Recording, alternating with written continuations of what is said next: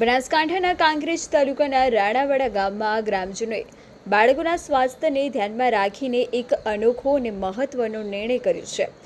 ગામમાં નમકીનના પડીકા વેચવા પર પ્રતિબંધ મૂકવામાં આવ્યો છે। 1 સપ્ટેમ્બરથી ગામની કોઈપણ દુકાનમાં નવા પડીકા લાવીને વેચી શકાશે નહીં। નિયમોનો ભંગ કરનાર દુકાનદારને 5000 રૂપિયાનો દંડ ફટકારવામાં આવશે। આ દંડની રકમ ગામની ગૌશાળામાં આપવામાં આવશે। ત્યારે ગ્રામજનોએ આ નિર્ણય કેમ લીધો અને નિયમોનો ભંગ કરનાર સામે કેવી કાર્યવાહી થશે? બનાસકાંઠાના કાંકરેજ તાલુકાના રાણાવાડા ગામમાં ગ્રામજનોએ બાળકોના સ્વાસ્થ્ય અને ગામમાં આરોગ્યપ્રદ વાતાવરણ જળવાઈ રહે તે માટે મહત્વનો નિર્ણય કર્યો છે। ગામમાં દુકાનો પર વેચાતા નમકીનના પડીકા પર પ્રતિબંધ મૂકવામાં આવ્યો છે। 1 સપ્ટેમ્બરથી ગામની કોઈપણ દુકાનમાં નવા નમકીનના પડીકા લાવી વેચી શકાશે નહીં। હાલમાં દુકાનોમાં પડેલો સ્ટોક પૂર્ણ થયા બાદ નવા પડીકા મંગાવવામાં નહીં આવે। જો કોઈ દુકાનદાર આ નિયમોનો ભંગ કરીને પડીકા લાવીને વેચાણ કરશે તો તેને 5000 રૂપિયાનો દંડ ફટકારવામાં આવશે અને દંડની ગામની ગૌશાળામાં આપવામાં આવશે। એટલું જ નહીં, જો દુકાનદાર બીજા દિવસે પણ પડીકા વેચતો જોવા મળશે તો તેને ફરીથી 5000 રૂપિયાનો દંડ કરવામાં આવશે। બાળકોમાં પડીકા ખાવાથી થતા ગંભીર રોગોના જોખમને ધ્યાનમાં રાખીને ગ્રામજનોએ આ અનોખી પહેલ કરી છે। રાણાવાડા ગામના ગ્રામજનોનો આ નિર્ણય બાળકોના સ્વાસ્થ્ય માટે એક મહત્વપૂર્ણ પહેલ બની રહ્યો છે। ઓકે, તમારું નામ?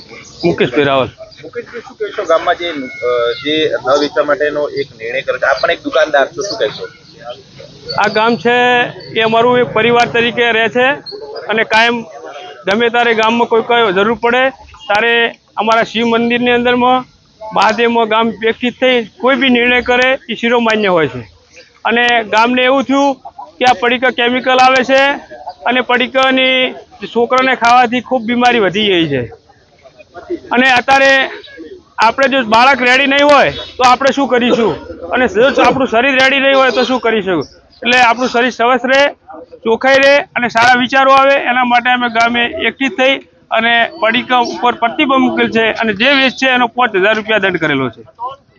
અમે ગામના લોકોએ ભેગા થઈ અને નક્કી કર્યું કે ભાઈ યાર પડીકા રહ્યા એમાંથી ઘણા રોગો થાય છે, કેન્સર છે, કિડની બગડે છે, શરીર બગડે છે, અને આ બગડવાના કારણથી અમે ગામે ભેગા થઈ મંદિરની અંદર અને નક્કી કર્યું કે આપણે એક કુટુંબના ભાઈઓ છીએ તો આ પડીકા બંધ કરી નાખો।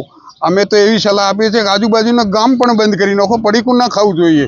અને પડીકું ના ખાવાના નિર્ણયથી અમારા વેપારીઓએ પણ અમને સાથ સહકાર આપ્યો છે કે હવે પછી અમે 1લી તારીખથી પડીકા લાવીશું નહીં અને આ ગામમાં વેચીશું નહીં। અમારા વિદ્યાર્થીઓએ પણ સાથ આપ્યો છે કે અમે હવે પડીકા ખાઈશું જ નહીં। એટલે ખાઈશું નહીં એટલે વેપારીને વેચાવાના નથી, એટલે વેપારીઓ ઓટોમેટિક બંધ થઈ જશે અને આવો અમારા ગામનો એક નિશ્ચિત નિર્ણય છે। જે પણ વેચશે એના પર શું કાર્યવાહી કરવાની? અમે જે પણ વેચશે એના 5000 રૂપિયા દંડ કરવામાં આવેલો છે। જે દુકાનદાર પકડાશે પહેલા દિવસે 5000, એ દિવસે પકડાશે, બીજા દિવસે પકડાશે તો બીજો 5000 દંડ લઈ અને ગૌશાળામાં આપવાનું નક્કી કરેલું છે।